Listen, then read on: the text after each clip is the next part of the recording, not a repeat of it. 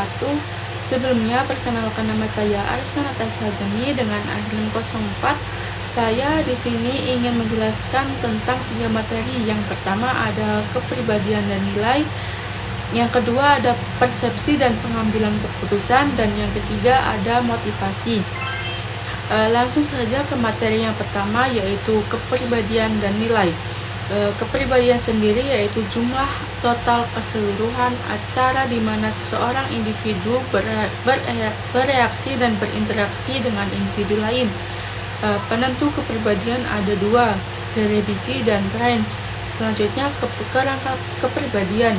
Kerangka kepribadian ada 3, yang pertama MBTI, yang kedua Big Five model, dan yang ketiga Dark Triad.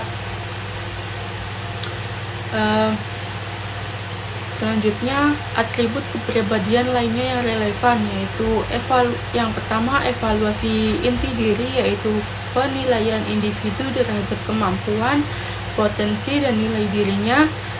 Yang kedua pengawasan diri, yaitu kemampuan penyelesaian perilaku dengan situasi eksternal. Dan yang ketiga kepribadian proaktif, yaitu sikap aktif, mencari peluang, berinisiatif, dan gigih dalam menciptakan perubahan positif. Selanjutnya yaitu nilai. Nilai sendiri yaitu keyakinan dasar tentang cara hidup atau tujuan akhir yang dianggap lebih baik secara pribadi maupun sosial. Sistem nilai yaitu susunan nilai seseorang yang disusun berdasarkan tingkat kepentingannya. Selanjutnya jenis nilai ada 2, yang pertama nilai terminal, yaitu tujuan akhir hidup yang ingin dicapai, dan yang kedua nilai instrumental, yaitu cara atau perilaku yang dianggap tepat untuk mencapai nilai terminal. Selanjutnya kepribadian dan nilai individu di tempat kerja. Yang pertama kecocokan orang pekerjaan, yang kedua kecocokan orang organisasi. Selanjutnya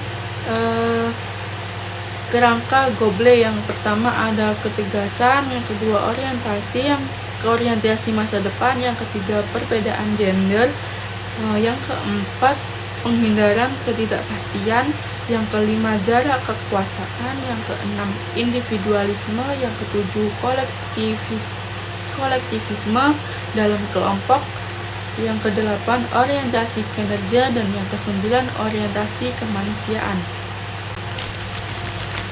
Materi yang selanjutnya yaitu persepsi dan pengambilan keputusan. Persepsi sendiri yaitu sebuah proses individu mengorganisasikan dan menginterpretasikan kesan sensoris untuk memberikan pengertian pada lingkungannya.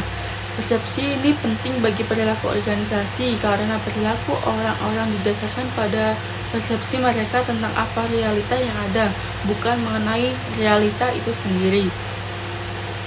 Selanjutnya teori atribusi. Penentuan apakah perilaku individu itu disebabkan oleh penyebab eksternal atau internal dan bergantung pada 3 faktor. Yang pertama kekhususan, yang kedua konsensus, dan yang ketiga konsistensi.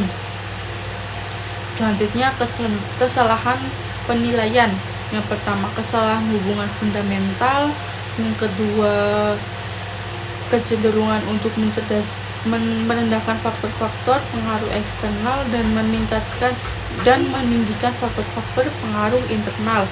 Yang ketiga bias pemikiran diri sendiri, dan yang keempat kecenderungan bagi individu untuk menghubungkan keberhasilan mereka dengan faktor internal, sementara menyalahkan faktor eksternal jika terjadi kegagalan. Selanjutnya jalan pintas dalam penilaian. Yang pertama ada umum dan ada organisasi. Yang umum itu yang pertama persepsi selektif, yang kedua efek halo, yang ketiga efek kontras, dan yang terakhir ada stereotip. Sedangkan organisasi yaitu ada wawancara, ekspresi kinerja, dan evaluasi kinerja. Selanjutnya menghindari kesalahan. Fokus pada tujuan, mencari informasi yang bertentangan, Jangan memakai sesuatu berdasarkan situasi acak dan meningkatkan pilihan. Selanjutnya, batas organisasi. Yang pertama, sistem evaluasi kerja. Yang kedua, sistem imbalan. Yang ketiga, peraturan. Yang keempat, waktu. Dan yang terakhir, peristiwa di masa lalu. Yang selanjutnya, etika dalam pengambilan keputusan. Yang pertama, utilitarianisme. Yang kedua, fokus pada hak. Dan yang ketiga, fokus pada keadilan. Materi yang terakhir yaitu motivasi. Motivasi sendiri yaitu proses yang menghasilkan intensitas, arah, dan ketekunan individu dalam usaha untuk mencapai tujuan. Elemen kunci motivasi yang pertama intensitas, yang kedua arah, dan yang ketiga ketekunan. Selanjutnya teori konsep asal